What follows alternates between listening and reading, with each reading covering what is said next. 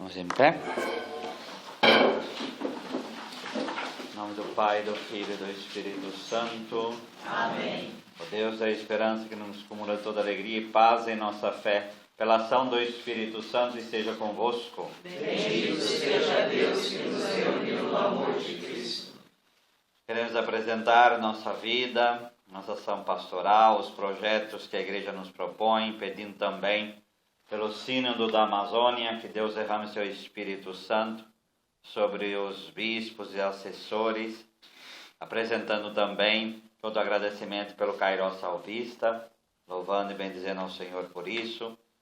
Também colocando o capítulo geral, entregando todas as decisões às mãos do Senhor, pelas nossas famílias, pelos doentes, pelos prisioneiros, pelos desempregados, pelos que recomendaram as nossas orações, pelas decisões que precisamos tomar e principalmente pelos nossos falecidos, para que a palavra de hoje nos aponte para a vida eterna. Por isso peçamos o Espírito Santo. Ó vinde, Espírito Criador, as nossas almas visitai e enchei os nossos corações com os vossos dons celestiais. Vós sois chamado intercessor do Deus excelso, dom sem par, a fonte viva, o fogo, o amor, a unção divina e salutar.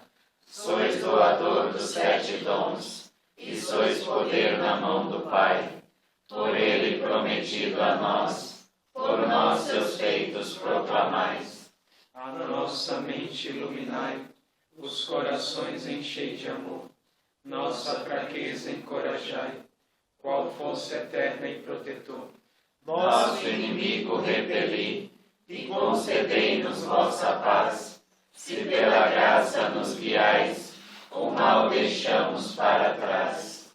Ao Pai e ao Filho Salvador, por vós possamos conhecer, que procedeis do seu amor, fazei-nos sempre firmes crer. Senhor esteja convosco. Está no meio de nós. Proclamação do Evangelho de Jesus Cristo segundo Lucas. Glória a vós, Senhor.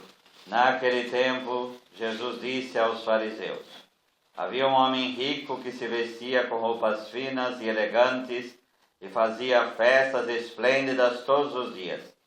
Um pobre chamado Lázaro, cheio de feridas, estava no chão à porta do rico. Ele queria matar a fome com as sobras que caíam da mesa do rico. E, além disso, vinham os cachorros lamber suas feridas. Quando o pobre morreu, os anjos o levaram para junto de Abraão. Morreu também o rico e foi enterrado. Na região dos mortos, no meio dos tormentos, o rico levantou os olhos e viu de longe Abraão com Lázaro ao seu lado. E então gritou: Pai Abraão, tem piedade de mim. Manda Lázaro molhar a ponta do dedo para me refrescar a língua, porque sofro muito nestas chamas. Mas Abraão respondeu: Filho, lembra-te que tu recebeste os bens durante a vida e Lázaro por sua vez os males. Agora, porém, ele encontra aqui consolo e tu és atormentado. E além disso, há um grande abismo entre nós. Por mais que alguém desejasse, não poderia passar daqui para junto de vós, nem os daí para atravessar até nós. O rico insistiu: Pai, eu te suplico, manda Lázaro à casa do meu pai, porque eu tenho 5 irmãos. Manda preveni-los, para que não venham também eles para este lugar de tormento. Mas Abraão respondeu: eles têm Moisés e os profetas que os escutem. O rico insistiu: não, pai Abraão, mas se um dos mortos for até eles, certamente vão se converter. Mas Abraão lhe disse: se não escutam a Moisés nem aos profetas, eles não acreditarão, mesmo que alguém ressuscite dos mortos. Palavra da salvação. Glória a vós, Senhor.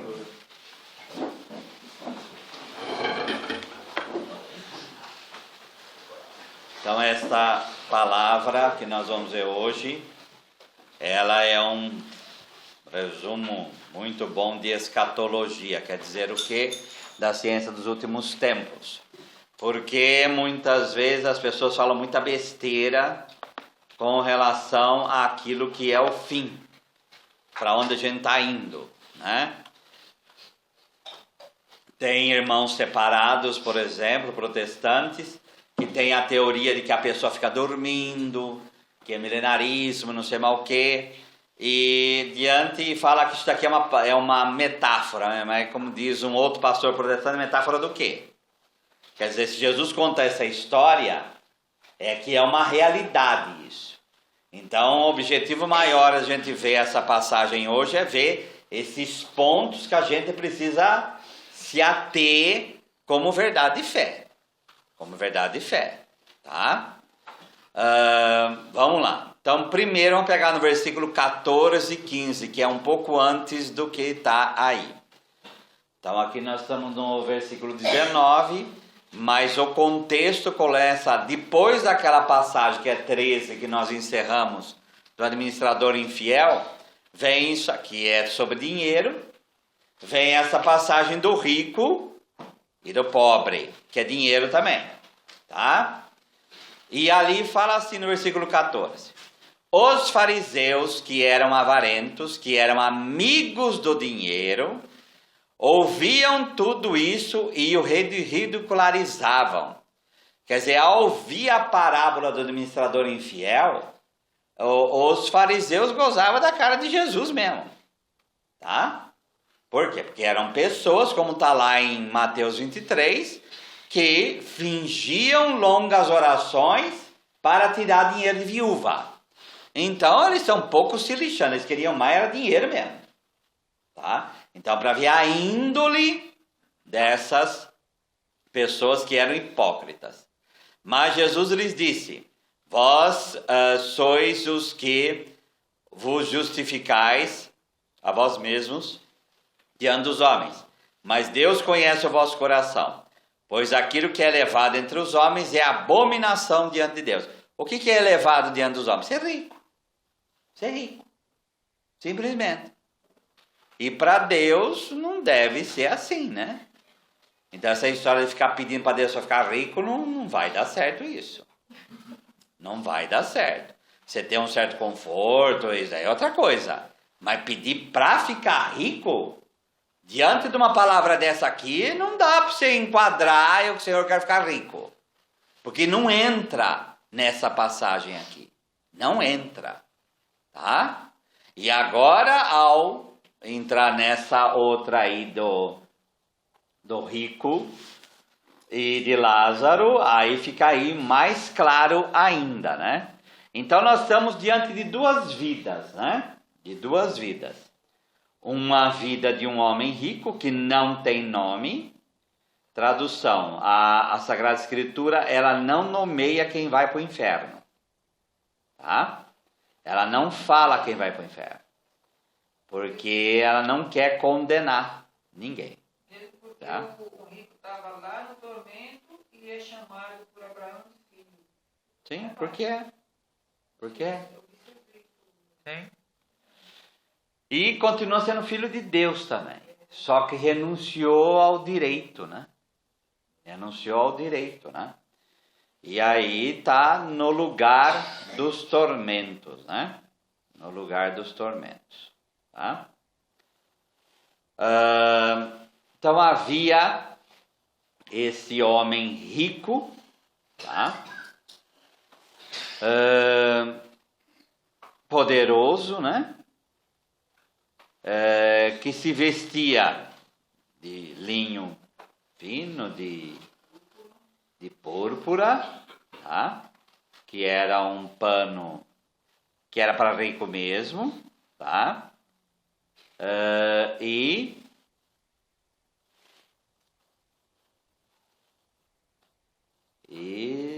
de linho, né? Aí linho egípcio, tá? Linho feito de bisso, que é uma planta, tá? E ele se alegrava todos os dias. Então aí essa é a marca aí. Todos os dias esse homem se alegrava com festas aí esplêndida, magnamente, de uma vida suntuosa, né? Era rico mesmo, tá? Era rico mesmo. Qual a tradução que vocês têm aí? Havia um homem rico que se vestia de púrpura e linho fino e cada dia se banqueteava com requinte. Com requinte. Então, por que ele gostava tanto de festa assim? Mas lamprosk é brilho, né? Brilhante, esplêndido, é coisas. Mas gente, olha essas coisas de rico. Vamos fazer comigo. Mas tem gente que faz festa de casamento que custa 500 mil reais. 500 mil reais numa festa de casamento. Então não é muito diferente isso aqui não. Tá? Não é muito diferente não. Quer dizer, isso daí não está longe assim de nós não. Quer dizer, tem muita gente que realmente gasta o que tem e o que não tem. Tá? Falou que ele trabalha com um monte de... Fizeram uma festa de 15 anos lá de 1 milhão e meio. Olha isso. Produziram várias coisas da cidade de Paris, lá, as lojas, não sei o quê. Ele mandou as fotos e falou, Então, é isso aqui. É isso aqui. Por isso o rico, como eu falei, não tem nome. O pobre se chama Lázaro. Primeira coisa, não é o Lázaro de João, né? O Lázaro, irmão de Marta, de Maria, era um homem rico. Ele tinha poderes, mas não é esse rico aqui também. Porque para começar ele acolhia Jesus. E Jesus era amigo dele. Então não deveria ser uma pessoa assim, tá? Mas era um homem que tinha posse, tá? Lázaro, que é a mesma coisa que o nome Eleazar, quer dizer, Deus ajuda. Deus auxilia. Tá? Por quê? Porque a única coisa que o pobre tem é a ajuda de Deus. Ele não tem mais nada se não for a ajuda de Deus. Olha? Não, Eleazar é o nome em hebraico, porque Lázaros aí está no grego, né? Mas o grego é a transliteração do Eleazar, que é o nome em hebraico. Quer dizer exatamente isso. Deus, ela, que aí ajuda, né? Tá? Esse nome Lázaro, não é o mesmo 11 de João, não? Não. Não. Primeiro, esse Lázaro ele não existe, nem o rico também. Isso aqui é uma parábola, né, gente? Então começa por aí. Mas por que Jesus coloca o nome de Lázaro? Porque é isso daí. A riqueza do pobre é Deus. A riqueza do pobre é Deus. Tá? E mais ninguém. Como diz a Bíblia do Peregrino, nele se realiza a reviravolta que Ana e Maria cantam. Então vamos lá, 1 Samuel 2.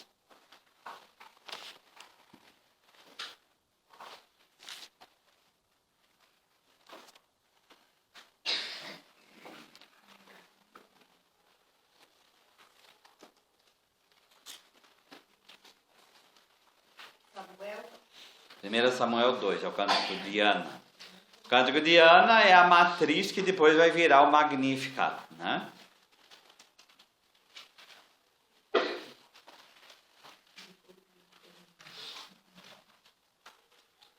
Vamos pegar para ficar mais curto no versículo 4. O arco dos valentes é quebrado, mas os fracos se armam com vigor. Os saciados se empregam para ter pão, e os famintos não mais passam fome. A mulher estéril 7 vezes dá à luz, mas fenece a mãe de muitos filhos. O Senhor é quem dá morte e dá vida, faz descer ao Sheol, que é a mansão dos mortos, e de lá faz voltar. O Senhor é que torna pobre ou rico, e é Ele quem humilha e quem exalta, levanta do pó o necessitado, e do monturo ergue o indigente, dá-lhe assento entre os príncipes, um trono de glória dá o seu quinhão. Vamos pegar lá Lucas 1, versículo 52. Lucas 1, versículo 52.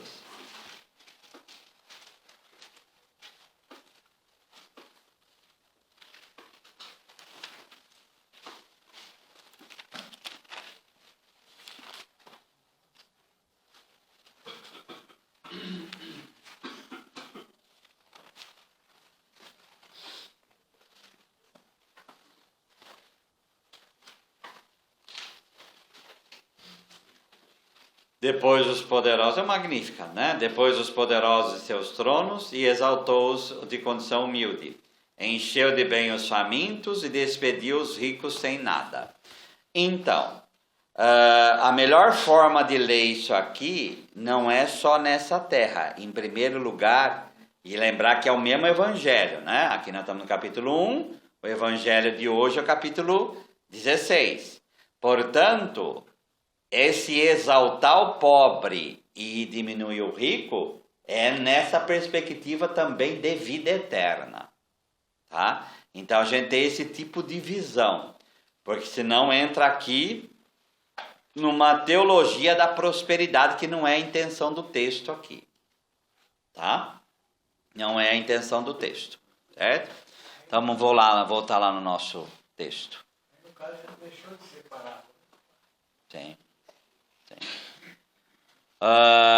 Bom, um pobre chamado Lázaro, cheio. Então, a característica do rico nós já vimos. O pobre, primeiro, é cheio de ferida, tá? Estava no chão à porta do rico. Então, ele estava lá e queria matar a fome com as sobras que caíam da mesa do rico, as migalhas que caíam da mesa do rico, tá? E além disso, vinham os cachorros lamber suas feridas. Tanto gente que acha que isso aí é bonito, né? Para a Bíblia isso é uma maldição. Então vamos lá. Vamos ver na perspectiva da Sagrada Escritura como isso está. Então, primeiro está cheio de ferida. Então, primeiro cheio de ferida de quem que a gente lembra? De Jó, né? Que ficou de ferida de cima embaixo e ainda pegava caco de telha para raspar as feridas, né? Então, é aquela figura que Lázaro aqui não é diferente, né? Não é diferente, tá? E ele estava no chão, não estava numa cadeira, não estava recostado, estava no chão, como se fosse lixo. A porta, o que quer dizer estar à porta?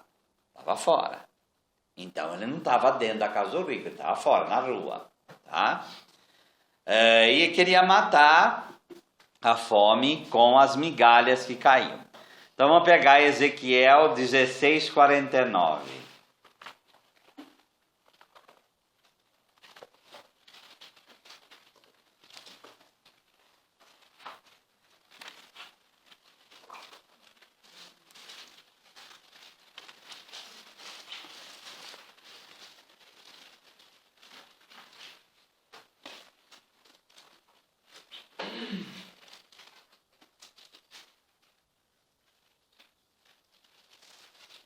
Então, aqui é muito interessante essa passagem para iluminar essa daqui que nós estamos vendo, né?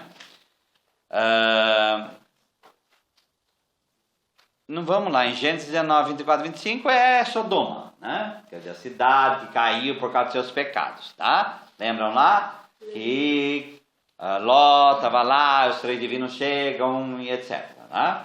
E depois cai fogo do céu e queima a cidade. Mas olha o que é dito aqui. Porque a comparação que Jerusalém é pior do que Samaria e de Sodoma. E como que Ezequiel caracteriza Sodoma? Por minha vida, oráculo do Senhor Deus, Sodoma e suas filhas jamais fizeram o que tu e tuas filhas fizestes. A iniquidade de Sodoma, tua irmã, então está falando que Jerusalém é a irmã de Sodoma, era esta: ela e suas filhas tinham uma vida soberba, alimento à vontade e toda tranquilidade, mas não sustentavam o pobre e o indigente. Então é bem claro a figura que está aqui para a gente entender o Evangelho. Tá? O problema não é a festa só. Em primeiro lugar é a gula de se satisfazer e não ligar para aquele que estava à porta. Então ele fazia festa e estava pouco se lixando com o pobre à porta da casa dele. Certo? Tá?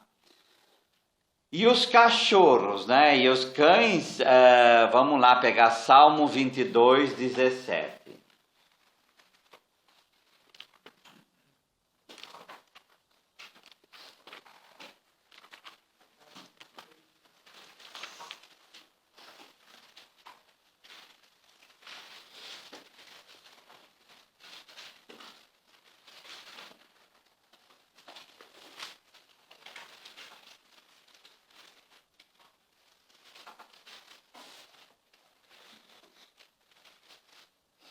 Cães numerosos me rodeiam, bando de malfeitores me cercam, perfuram minhas mãos e os pés, e eu posso contar todos os meus ossos. Eles, porém, me olham e me observam.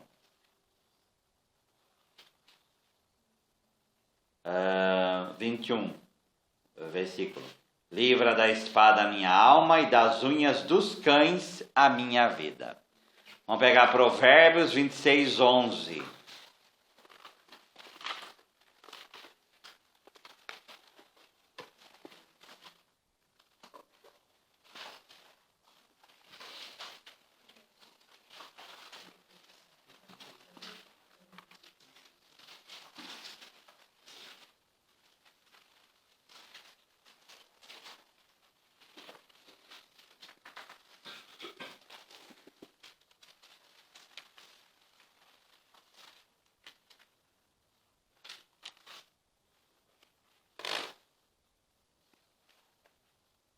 Como o cão que volta a seu vômito, isso aqui vai ser citado também por 1 Pedro, né? Tal é o insensato que repete a sua estupidez. Então, quem é o cão? O cão é um animal repugnante e mau, tá? Tanto que no Oriente, você chamar alguém de cão é uma ofensa muito grave para a pessoa.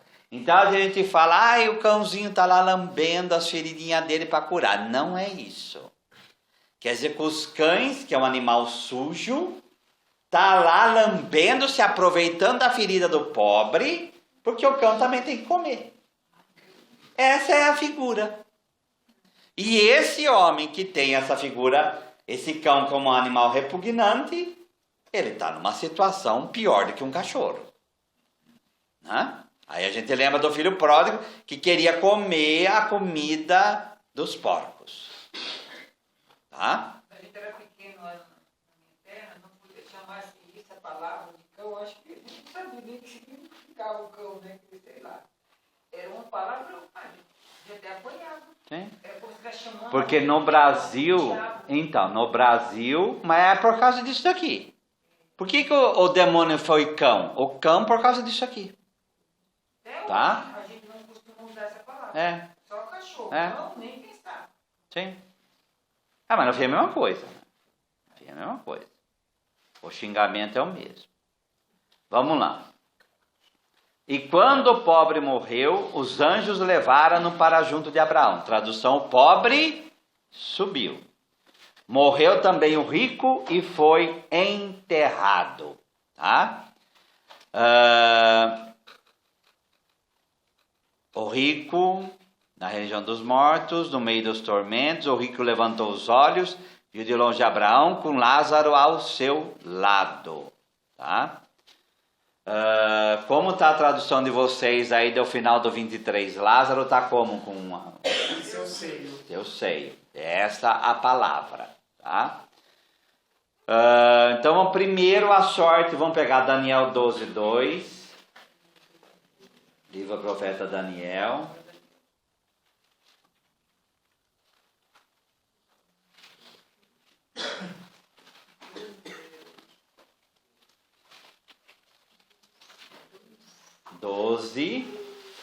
Versículo 2.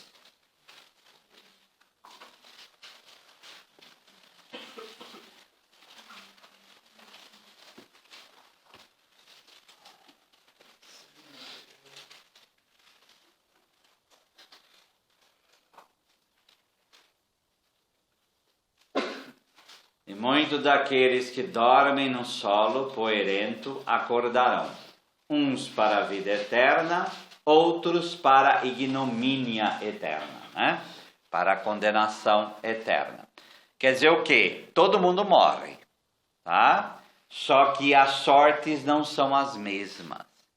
O julgamento não é o mesmo para todo mundo que morre. Uns vão ter a sorte de ir para o céu e outros vão para o inferno, tá? Então aqui fica claro isso. Então o pobre morre e vai para junto de Abraão. Morre também o rico e desce, tá? Na tradução latina vai falar que ele desce para o inferno, né? Então era enterrado no inferno. Tá? Então é essa coisa do descer mesmo. Tá? Os eleitos, eles se banqueteiam. Por isso essa coisa de seio aí, né? Primeiro, a imagem do céu, como se fosse um banquete, todo mundo deitados em almofadas, tá? Com Abraão aí no lugar principal, tá? Então vamos pegar o livro de Esther para primeiro ver esse banquete aí, né? Como esse banquete funcionava. Eu quero ver agora só Esther.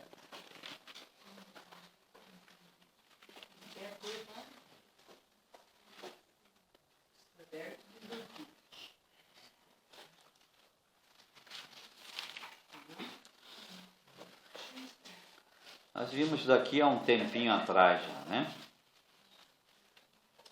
Capítulo 7.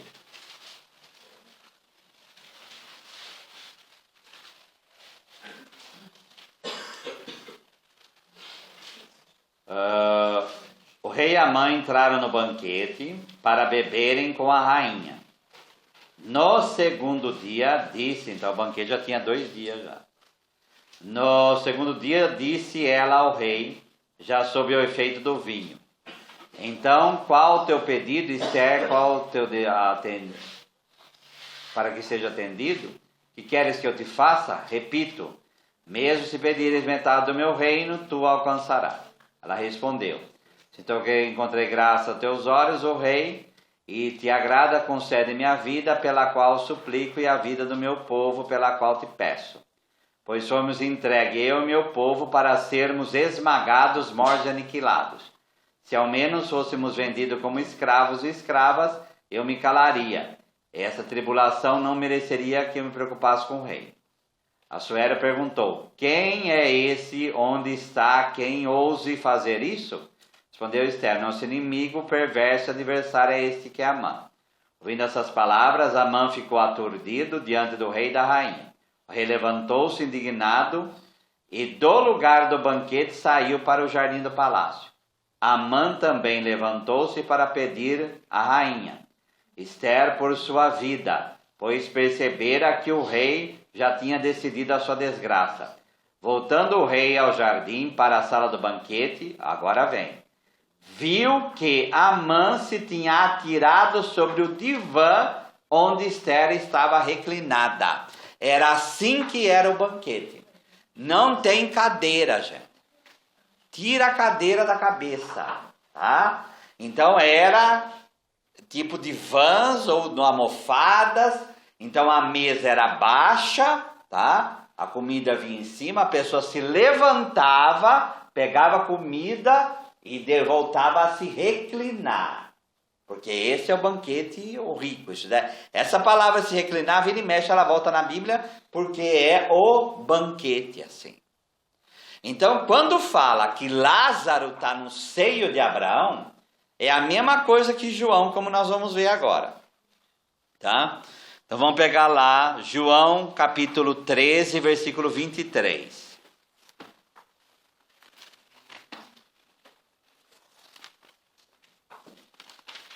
Porque é assim também que Jesus comeu a última ceia. Então, aquela quadra última ceia de Da Vinci, todo mundo sentadinho, aquilo lá não existe. Tá? Aquilo lá era a visão artística de Leonardo da Vinci, mas não existe aquilo. Tá? Quando Jesus fala que vai preparar a sala era exatamente isso. Colocar a mesa, colocar as almofadas para as pessoas se reclinarem. Tá? Um dos seus discípulos, aquele a quem Jesus amava, estava reclinado no seio de Jesus. Que milagre eles colocarem dessa forma a tradução. Como que está a tradução de vocês aí? Peito. Oi? Peito de Jesus. No peito? Está reclinado nos seus. Reclinando o céu sobre o... Mas, qual é a Bíblia de vocês? Como que está no 25? Lê o 25 para mim. Reclinando-se esse mesmo discípulo sobre o Mas escuta, tá peito aqui, peito lá em cima também? Que tradução horrível, né? Mas tudo bem. Porque duas palavras diferentes. Então, ele estava no peito de Jesus, ele reclina no peito de Jesus. Olha a contradição. Não está certo, né? E aí? Não, no 25, né? E no 23? Jesus amava, estava à mesa ao lado de Jesus. Ao lado. Que eles têm medo de falar que ele estava reclinado no seio de Jesus, né? Que estava no colo dele, né? Não quer falar isso de jeito nenhum, né? Mas pela primeira vez eu vejo uma Bíblia que traduz dessa forma. Isso é um milagre. Tá? Mas enfim, o que quer dizer isso daí? Quer dizer que o que quer dizer que Lázaro está reclinado? Primeiro é a imagem que Lucas tem do céu. Lucas tem a imagem do céu como um banquete. Esse banquete que nós acabamos de descrever aqui. Essa é a imagem que Lucas tem do céu. Então, quando ele fala que Lázaro está no seio de Abraão, quer dizer que Lázaro está acolhido no banquete de Abraão. Certo? Mas como é que é essa figura do seio mesmo? Sentado. Porque esse reclina o peito, mas como é que é esse reclina o seio? João é um adolescente, ele está deitado no colo de Jesus. Pedro fala, escuta, pergunta para ele quem é o traidor. Ele está aqui, ele faz isso, sobe no peito e fala, quem é, Senhor? E não tem como escapar, porque é kolpos. Kolpos é a palavra no grego, não tem como escapar. Não tem como escapar. É a primeira vez que eu vejo uma Bíblia traduzida dessa maneira. É a primeira vez. Nunca se traduz dessa maneira. Porque eles têm medo, né? De traduzir isso. Tá? Porém, o mais importante não é isso. Porque que nós estamos aqui? A última ceia é banquete de Páscoa. É banquete de dar o melhor. Quando você vai fazer ceia de Páscoa em casa, você não pega o prato melhor? A mesma coisa. Isso daqui era banquete de pessoa rica. Então, quando os pobres iam fazer, eles faziam da forma melhor possível. Para quê? Para falar, este é o banquete da ceia. Deu para entender? Tá? Então, falar que Lázaro está ele é convidado de Abraão. Ele está na intimidade de Abraão. Vamos lá. Vamos pegar Mateus 8:11.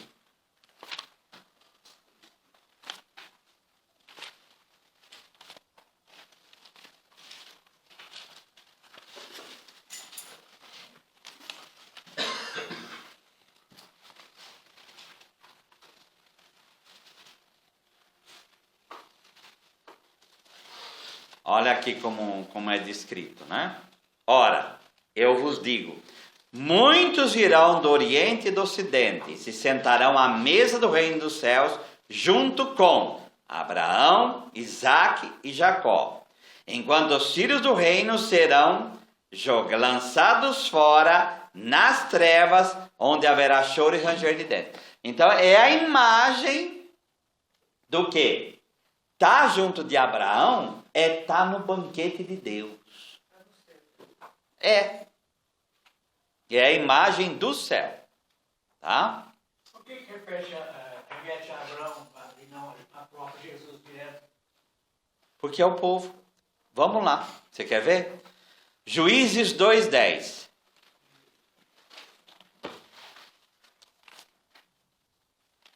O livro dos Juízes. Juízes é logo depois de Josué, que é logo depois de Deuteronômio. Tá? 2:10. Então, por que? A pergunta é de Homero. Por que remete?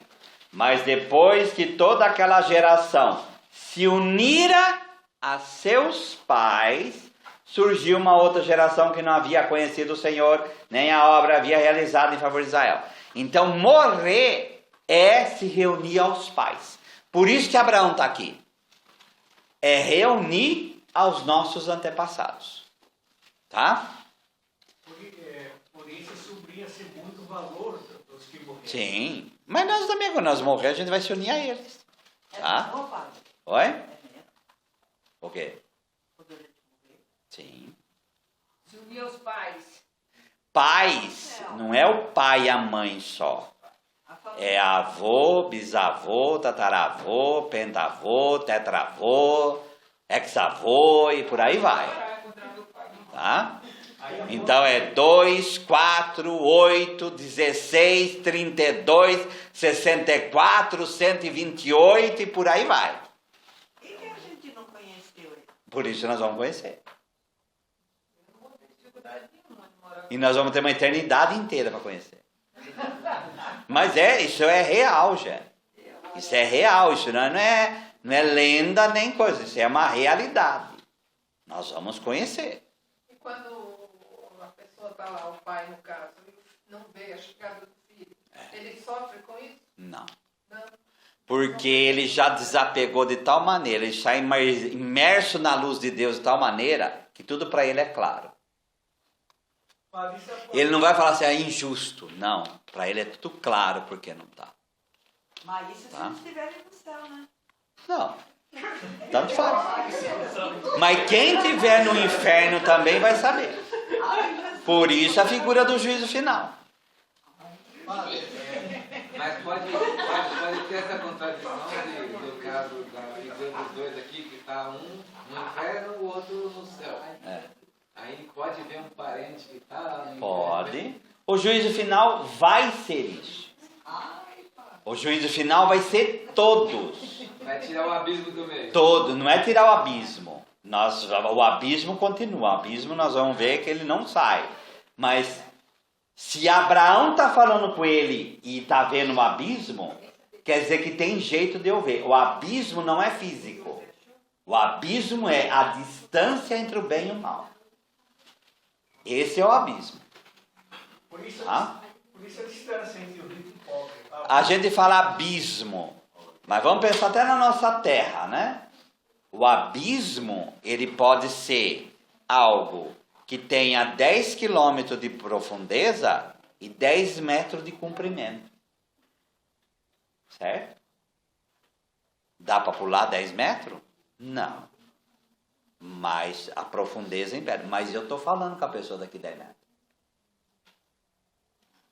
Essa, vocês que é uma imagem plástica, essa é a imagem plástica do abismo. Padre, Tá? esse abismo também pode afrontar também com a distância entre o rico e o pobre, o abismo, Não, é entre o mal e o bem. entre o mal e o bem. Entre o mal e o bem. Tá? Estava pensando também que tem a escritura sagrada, depois vem a tradição. Essa questão que aponta para o antepassado, aponta também para uma tradição talvez humana. Como assim? Porque a tradição, o senhor está falando que a gente tem que rever, pensar, viver de acordo com nossos antepassados. Sim. Nós vamos nos encontrar com eles. Sim, mas aponta com alguma tradição? Sim, que nós recebemos deles. Por isso o fim do mundo. O que é o fim do mundo? Nós aprendemos com o pai, com a mãe, que aprendeu com o avô, que aprendeu com o bisavô. No fim do mundo vai mostrar a corrente do bem para aqueles que estão no céu e vai mostrar a corrente do mal para aqueles que estão no inferno. Porque o mal que eu faço hoje também nós temos uma corrente do bem para frente. Tá? Então a Rita que é catequista, sabe Deus quantas pessoas já ensinou. E essas pessoas vão casar e vão ensinar os filhos. E vão ensinar com aquilo que aprenderam. Então no juízo final, os netos, bisnetos, tataranetos vão falar, ó, aquilo que você ensinou para o meu bisavô, eu estou aqui no céu por causa de você. É uma herança. É. Como o mal também. Essa questão entre o mal e o bem, que talvez não é que se colocar aqui o vida do pobre, eu vejo que é uma escolha que foi. Sim, Uma escolha. sim. Vai ter falado isso no texto, né? Vamos pegar Deuteronômio 31, 16.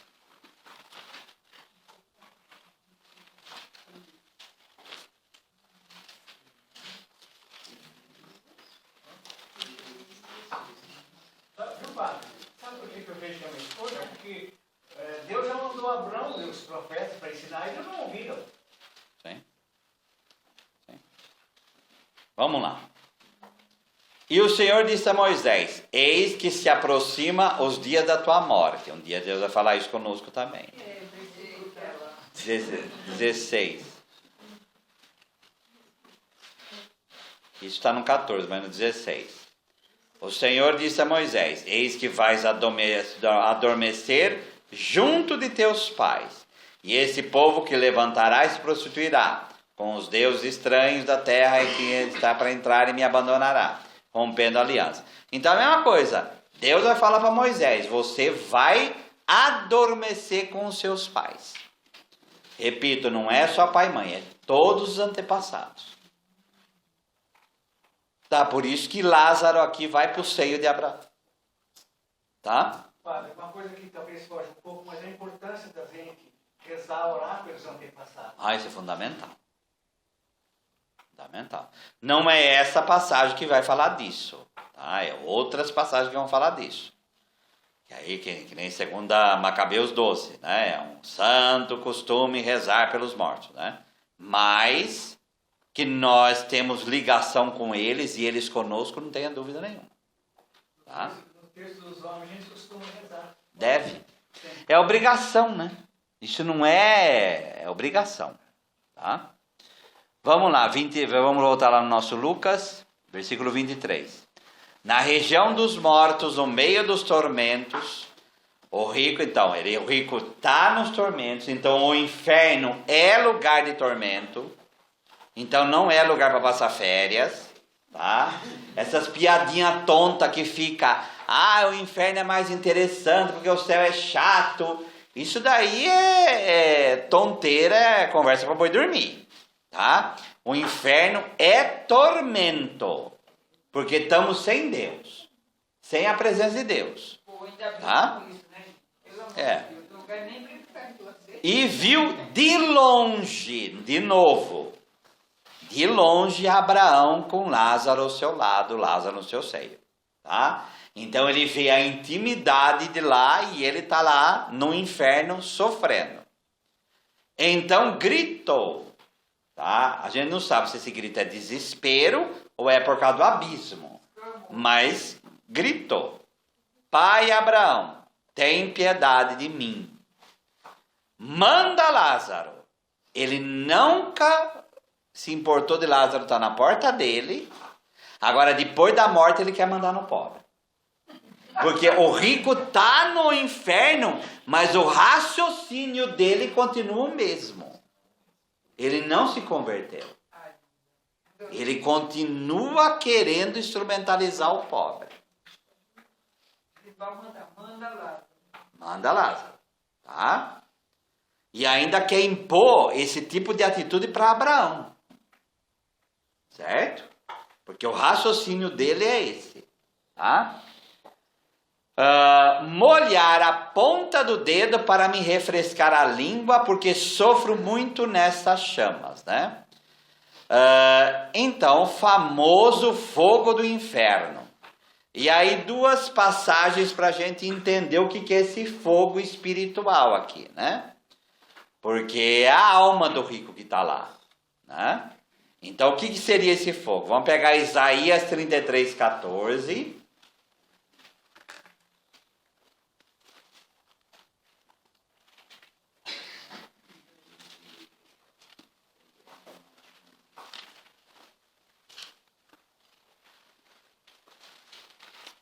Então, que tipo de fogo é esse? Tá?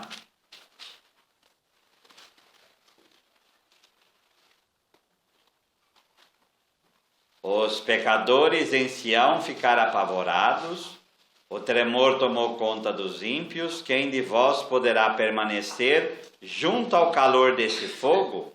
Quem de vós poderá resistir às labaredas eternas? Tá? Então, é um fogo realmente espiritual. É algo que é a própria justiça de Deus, né? Que queima.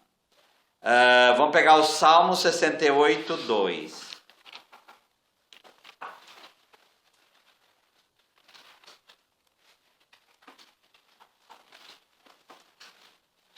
Salmo 68, 2. 3, né?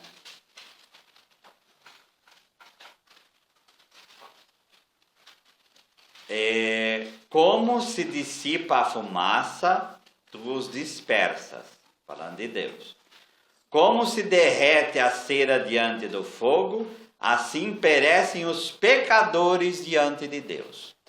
O fogo é a maior imagem de julgamento que a gente possa ter.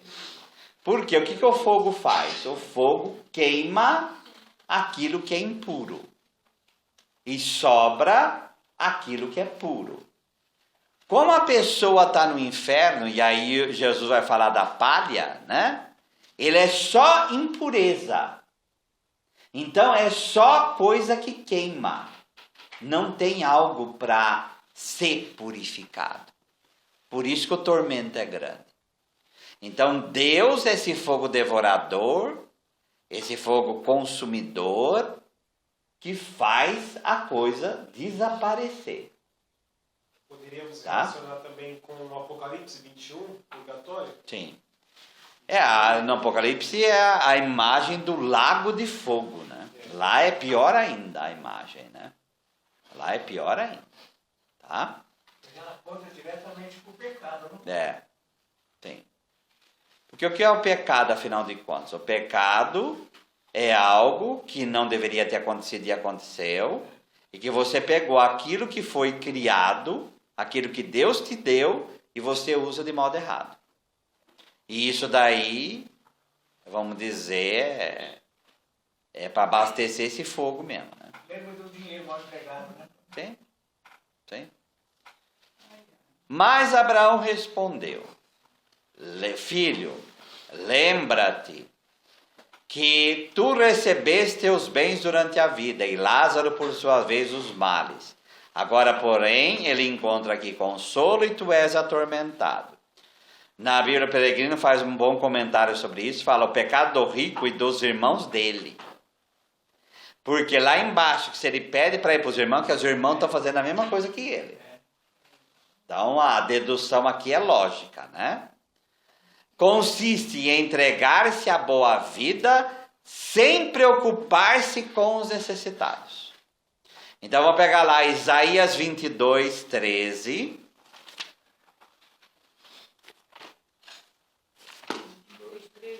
Isaías capítulo 22, versículo 13.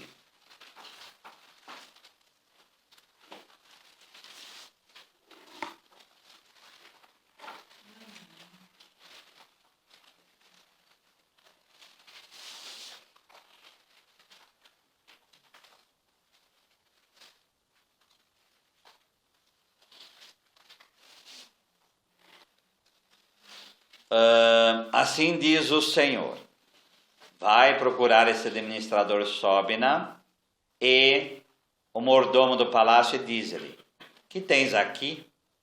O que parente tens aqui? Por que talhasses para ti nesse lugar um sepulcro? Cavando esse lugar elevado no sepulcro, ele talhava no rochedo a sua morada. Pois olha, homem, o Senhor, agarrando-te com violência, te arremessará para longe. Ele vai te enrolar no invólucro e ameaçar-te como se lança uma bola em espaço aberto. Lá morrerás. Lá estarão as carruagens da tua glória. Tu, que és a vergonha da casa do teu Senhor, vou demitir-te da função, depor o teu cargo. Naquele dia chamarei o meu servo Eliacim, filho de Osias, e o revestirei de túnica, eu cingirei com a faixa, etc. Quer dizer, o rico que peca por explorar. Então você vai ser enterrado e junto com as suas riquezas. Você vai perder tudo e Deus vai te jogar fora como se joga uma bola em campo aberto. Vai te querer longe. Aí a gente lembra de Jesus, né? Senhor, não curamos em teu nome, afastai-vos. Eu quero vocês longe de mim, vós que praticais a iniquidade. Tá? Vamos pegar o profeta Amós, capítulo 6, versículo 4. Isaías, aí o senhor viu, não vou aqui comprar, não.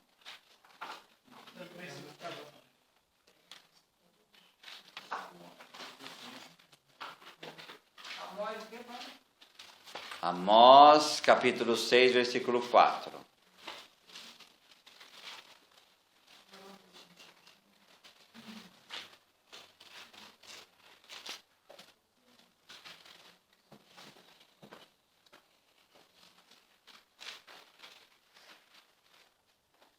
Primeira leitura, De ontem. Ah, de hoje, do dia lá. Os que estão deitados em leitos de marfim e se estiram em seus divãs, que comem cordeiros do rebanho e bezerros do meio dos estábulos, que cantam ao som da harpa, como Davi inventam para si instrumentos de canto, que bebem vinho em taças, urgem-se com os mais finos óleos, e não se afligem com a ruína de José. Por isso, agora serão deportados à frente dos deportados, e acabarão os banquetes dos que lá estão estirados. De novo estirado. Esse banquete, quem se banqueteou aqui, à custa do pobre, não vai ficar no banquete de Deus. Tá? Não vai ficar no banquete de Deus.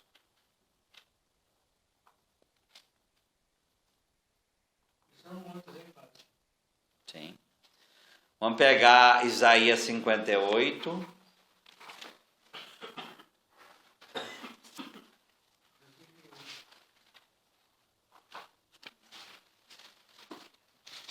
Aqui é o capítulo inteiro, mas não vamos ler o capítulo inteiro.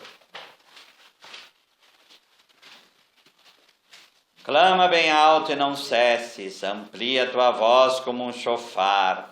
Mostra a meu povo seus crimes e a casa de Jacó os seus pecados. Pois dia após dia eles procuram e querem conhecer os meus caminhos, como se fosse uma nação que pratica justiça, sem nunca abandonar o direito de seu Deus. Eles vêm pedir-me julgamento de justiça e querem estar sempre junto de Deus. Por que foi que jejuamos e tu não olhastes e afligimos nossa alma e não tomaste conhecimento? Acontece que no dia do vosso jejum continuais nos vossos negócios e oprimis todos os vossos operários. Jejuais continuando as contendas e rixas e bateis nos outros impiamente. Deixai de jejuar como até agora, para que ouça do alto o vosso clamor. Acaso é este o jejum que prefiro? Um dia que uma pessoa se humilha curvando a cabeça com um junco ou deitando esse lixo e cinza? É a isso que chamais de jejum um dia agradável ao Senhor?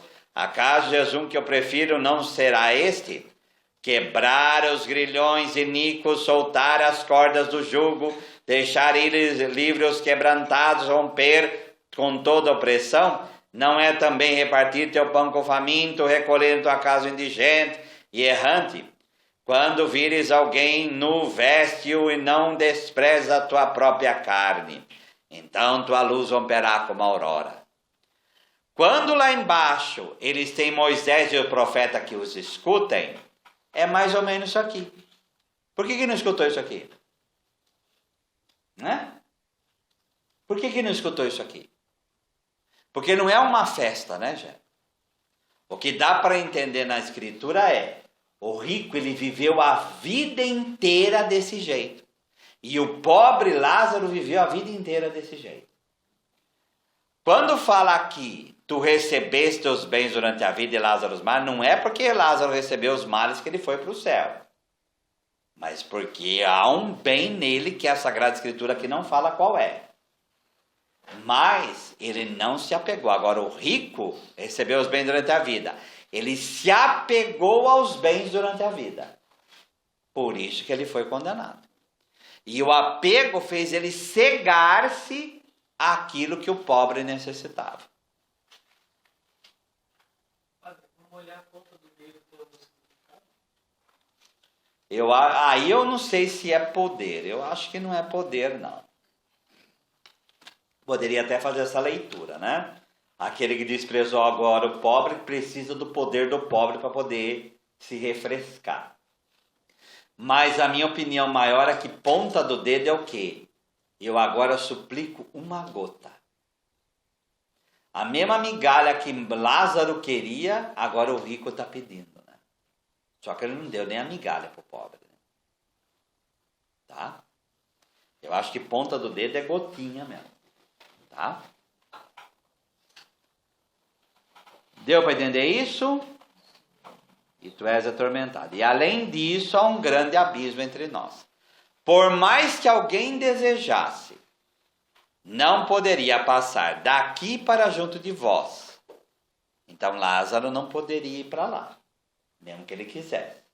Tá? É o abismo da justiça de Deus. Nem os daí poderiam atravessar até nós. Tá? Talvez seja o abismo, justamente o abismo entre a riqueza e a pobreza. Não é. Mas eu acho que é mais entre o mal e o bem. Porque a riqueza não é ruim em si, é o apego a ela que é a ruindade em si. Porque, repito, o outro Lázaro tinha dinheiro. Tá? E tinha muita gente que tem, agora não é esse o problema. O problema é a posição que ele fazia. São João Crisóstomo fala, ricos, lembrem-se que se vocês têm dinheiro é porque Deus emprestou esse dinheiro para vós ajudar os pobres. Então essa é a visão. Tá? Então o problema não é o dinheiro, o problema é o apego. Tá? Porque pode ser que você tenha uma coisa só e ficar apegado a ela. Né? Tá? Inclusive, como o senhor já falou para nós, várias vezes, que Deus não condena a riqueza. Sim, mas o apego. Tá? O rico insistiu, pai. Então, até pegando o que a Nica falou, né? Ele chama Abraão de pai. Tradução, ele está afastado do pai dele. Tá? Então, o apego ao dinheiro que o condenou fez ele ficar longe do pai. Por isso que eu também certo? não sei se ajuda. Por que remete a Abraão e não a Jesus? É, porque morrer é isso, né? É se unir aos pais. Tá? E ele está longe. Eu te suplico, manda Lázaro à casa do meu pai. Mandar de novo. Vai. De novo ele quer mandar no pobre. Tá? Porque eu tenho 5 irmãos. Manda preveni-los para que não venham também a esse lugar de tormento. Coisas aqui para a gente deduzir da parábola. Tem irmãos separados que, como a gente leu lá no Antigo Testamento, que adormeceram, eles estão falando que está dormindo. Se o rico está falando com Abraão, e ele fala que Abraão dá para mandar Lázaro, quer dizer que eles estão acordados. Então não tem ninguém dormindo aqui. Tá? Então essa história de falar que morreu vai dormir, é um modo de dizer que para esse mundo a pessoa não está mais aqui. Agora não vem com essa história que vai ficar dormindo até o fim do mundo e no fim do mundo vai acordar. Está aqui, ó. Tá? Também aprendi desde cedo que quando a pessoa morre, o corpo fica ali, mas que a alma já vai. Mas eles falam que a alma vai. Mas que vai dormir. Que a alma não está ali acordada perante Deus. E aqui é isso daí. Tá? É isso daí. Fazer de nós um socorro na salva. Oi? Fazer de nós um socorro na salva. Mas o importante, porque é aí que brota também aquela história de falar de Nossa Senhora e dos Santos. Como que ela pode interceder se ela está dormindo? Mas se Lázaro está acordado e o rico no inferno está acordado, por que Nossa Senhora tem que estar dormindo? E se se o rico quer mandar, Abraão não fala que ele não pode mandar Lázaro para lá. Porque o que ele está pedindo para acontecer? Não é para Lázaro fazer uma aparição lá, é para Lázaro ressuscitar. E aparecer para os irmãos dele. Tá? Agora, Aqui ele não fala que isso não pode acontecer. Então, se o rico do inferno pode interceder, por que aquele que estava junto de Abraão não pode interceder junto de nós? Por Deus. Mesmo no inferno, ele está querendo interceder pelo lado do inferno. Não, mas o que eu faço não dá certo, porque o raciocínio do inferno não dá certo. Mas está vivo, então isso pode acontecer, tá? Padre, até esse evangelho, claro que é um evangelho diferente, mas falando do outro Lázaro, no caso comparando a isso, né? Então pode acontecer, então vendo a vida do outro Lázaro, amigo de Jesus, viu que isso aconteceu, né? Até já confirmando isso que você falou. Sim, sim. Vivo, gente. Essa é a palavra, vivo, né? A igreja diz, ou a palavra tem uma coisa a respeito, de que quando morremos, a alma continua com a consciência terrena daquilo dos conhecimentos adquiridos. Sim. Porque aqui Ó. mostra, né, falando que tem. Sim. Já vi gente falar, quando você for para o céu, você vai ter só Deus e você não vai precisar de... Não. Porque aqui, se até o rico no inferno quer pensar nos irmãos dele, a gente não vai saber quem é o nosso irmão, não vai saber quem é mãe e pai. Isso é besteira. Os laços permanecem nesse sentido. A gente sabe que houve um relacionamento. Tá? A gente sabe que houve um relacionamento. Eu acho Tá? também que por isso que Deus tanto quer que a gente seja bom. Porque eu acho que isso interfere bastante até na morte. Porque se a gente faz o bem aqui, a nossa alma também vai ser boa. Porque a nossa alma tem sede de Deus. Não é isso, pai? Sim. Sim. Precisamos querer e desejar Deus na nossa vida para que a gente seja amanhã, morar no céu e queira lá, né, o bem do nosso próximo. Eu sou uma alma ruim na mal do outro. Sim. O padre Micael. Sim. Deixa eu te Pode dizer falar. uma coisa. Nós somos convertidos e a gente procura conversão dia a dia na Igreja Católica. Sim.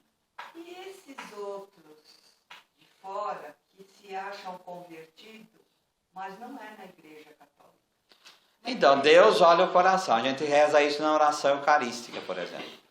Por todos aqueles que vos buscam de coração sincero, cuja fé só vós conheceste. Então, o profundo do coração é só Deus. Então, aí a melhor coisa é não julgar mesmo. A gente entrega para Deus e amém. Tá? Entrega para Deus e amém. Tá? Não quer dizer que é bom o que eles estão fazendo. Não quer dizer que é bom ir para outra igreja. Isso a gente tem que falar que é ruim. Agora, o julgamento pertence a Deus. Tá? No filme da Madre Teresa tem aquela parte interessante que no lugar onde ela vai abrir lá a casa, da misericórdia, as pessoas não são católicos, né, padre? São hindus. Hindus. Ele se converte de ver o que ela faz com os abandonados, né? Tem um rapaz que olha, entra e fala assim, vamos para a casa de vocês e façam com as pessoas o que ela está fazendo por aqueles doentes. Então isso que faz a diferença, né? Ela vai lá com as próprias mãos e ela cuida das feridas daquelas pessoas. Sim. Isso é muito importante. Então, esses elementos a gente tem que guardar dessa parábola, viu? Esses elementos a gente tem que guardar, tá? Mas vamos lá. Continuando aí. Para que não venha esse lugar também, né? Mas Abraão respondeu. Eles têm Moisés. Quem que é Moisés e os profetas? É a Bíblia, gente. É a Bíblia, tá? Moisés não é a pessoa de Moisés. Moisés é a Torá, é os 5 primeiros livros da Bíblia. E os profetas vai de 1 Samuel até o último profeta. Tá, então é a Sagrada Escritura. Eles têm a Sagrada Escritura, que ouça a Sagrada Escritura. Tá? Aqui é o ápice da parábola, né? Conforme diz a Tebe, né? O sinal, a comentário da tradução ecuménica da Bíblia diz assim: o sinal mais decisivo para atrair para a fé não é o milagre, mesmo mais sensacional, mas a Escritura, tá? Então vamos lá, Lucas 24, versículo 27.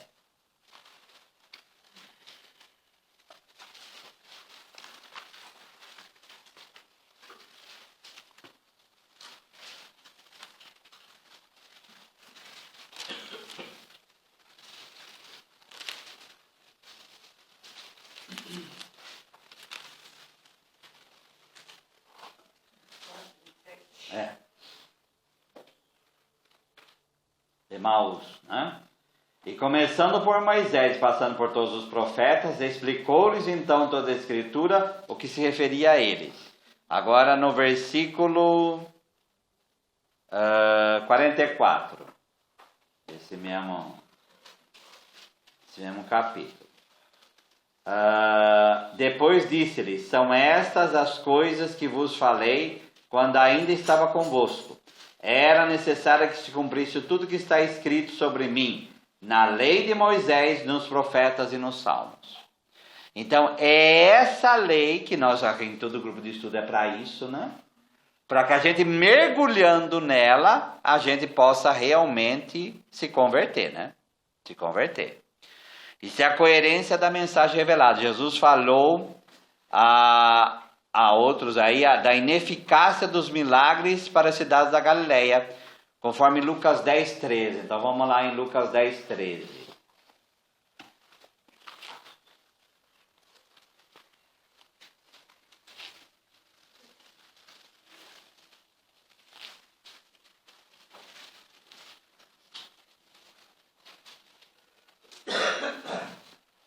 Ai de ti, Corazim, ai de Betsaida, se tivesse acontecido em Tiro e Sidônia os milagres feitos no meio de vós, há muito tempo elas teriam se arrependido, com roupas de saco e sentadas sobre cinza. Então, o milagre em si, ele sozinho não faz nada. Precisa a palavra iluminar o nosso coração para a gente acolher o milagre. Por isso a resposta de Abraão, né? Eles têm Moisés e os profetas, escutem. O rico insiste, né? Não, pai Abraão. Mas, se um dos mortos for até ele, certamente eles vão se converter. Mas Abraão diz: se não escutam a Moisés nem aos profetas, eles não acreditarão mesmo que alguém ressuscite dos mortos. Porque mesmo se alguém ressuscitar, se a pessoa não for aberta, ela dá uma justificativa porque a pessoa está ali. Tá? Ela desmente até a morte da pessoa. Certo? Padre, não é por isso que quando Jesus fazia os milagres, ele pedia para não contar? Sim. Ele não queria que o confundisse com um curandeiro. Tá? Vamos pegar João 14, 11.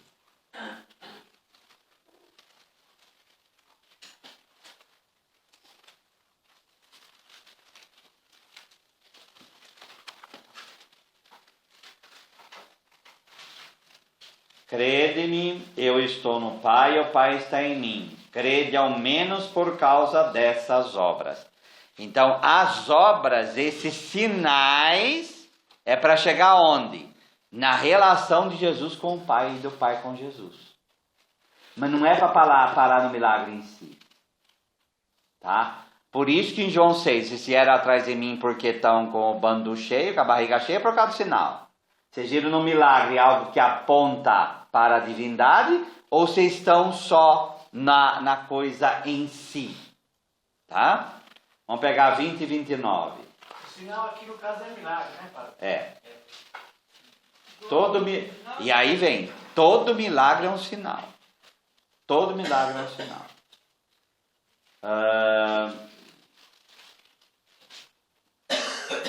Bom, aqui vai falar da paz esteja convosco. Não, 29. Sim, felizes os que creram, que viram, não viram e creram. Tá?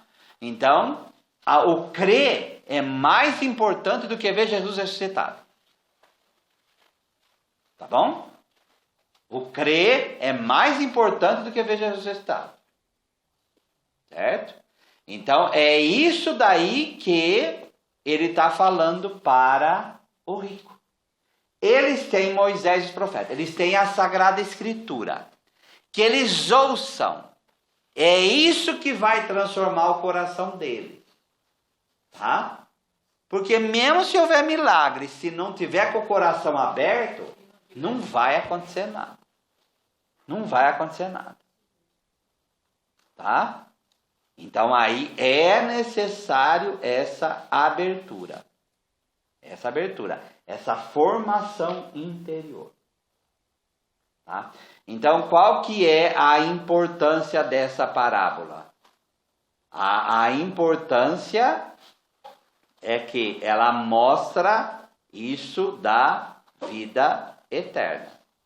Da vida eterna. Tá? Porque senão, se a gente não ter, eles estão vivos, intercedendo por nós, intercedendo, e ter essa visão de que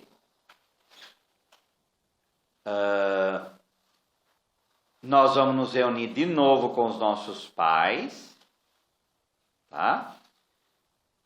Que não estão dormindo, estão vivos, podem interceder,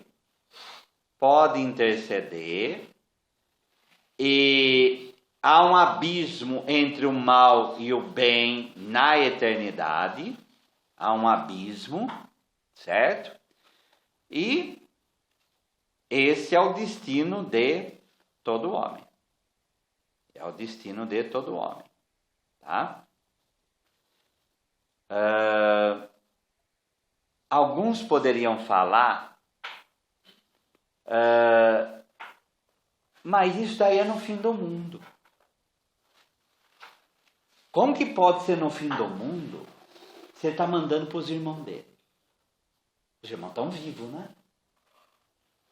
Tá? Porque tem gente que fala, não, essa conversa poder. Não está. Está acontecendo enquanto os irmãos dele estão vivos. Está dando para entender?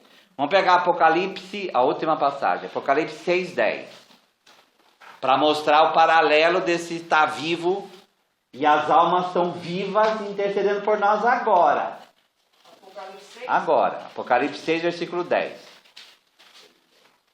Os mártires estão falando com Deus, tá? E olha o que eles falam para Deus. Clamaram em grande voz, dizendo: até quando, ó soberano Senhor, santo e verdadeiro, não julgas nem vingas o nosso sangue dos que habitam sobre a terra? Os mártires estão diante de Deus falando: até quando o Senhor vai esperar para não vingar o nosso sangue dos que estão sobre a terra agora? Não é lá no fim do mundo. Agora. Eles estão dormindo? Se eles estão falando isso para Deus, eles estão vivos diante de Deus. Eles estão vivos diante de Deus. E se eles podem pedir justiça para os maus, por que não podem pedir bênção para os bons? Então eles veem o que acontece aqui. Tá vendo? Aí a pessoa vê, mas onisciência é só Deus. Mas Deus faz a gente participar da onisciência dele. O santo de hoje, São Pio de Petrautina. Ele não via, ele não tinha bilocação, só Deus pode fazer isso. Mas Deus concede a seus eleitos coisa que é dele. Tá? Então não vem com essa onda, tá dormindo, tá... Não, tá aí, ó. E não precisa...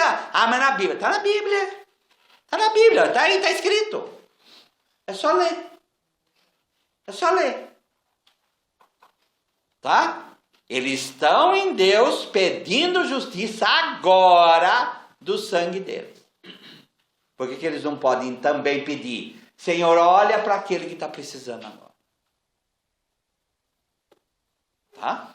Como esse padre que rezava pelas pessoas, né, padre? Sim. Gente, eu nunca vi o filme, quem não assistiu, assistir, porque é lindo demais, né? Mas o mais importante, ele está agora intercedendo por nós, né? E essas palavras que a gente leu, é bom para a gente ter consciência disso. Porque às vezes a gente vai entrando em onda, né? A protestante falar isso, falar aquilo, a gente vai na onda. Não. E não é a igreja que inventou coisa nenhuma, está na Sagrada Escritura. É da deles também. Na deles também. Tá? O povo também rezava, e decidia, né, pai? Na época dele, né? O povo também era um povo de oração. Ele pedia isso, Sim. todo o povo rezava. Sim. Muito lindo. Vamos lá ler o Salmo? Deus não dava as graças. 129. Sabe que ele a ponto de era muita respeitação. Tem. aponta para o juízo, para a morte, para o juízo, para o inferno, para o paraíso, para o juízo final e para a ressurreição. Tá? Isso mostra, Padre, agora, nesse momento, quanto Deus se preocupa com a gente. E quanto Ele quer, conforme a segunda leitura de ontem, que todos os homens se salvem e cheguem ao conhecimento da verdade. E qual que é o caminho que Ele falou? Vai pegar os Moisés e os profetas, escuta, deixa a palavra cair no coração para transformar a tua vida. Né? Você valoriza demais os antepassados. Sim.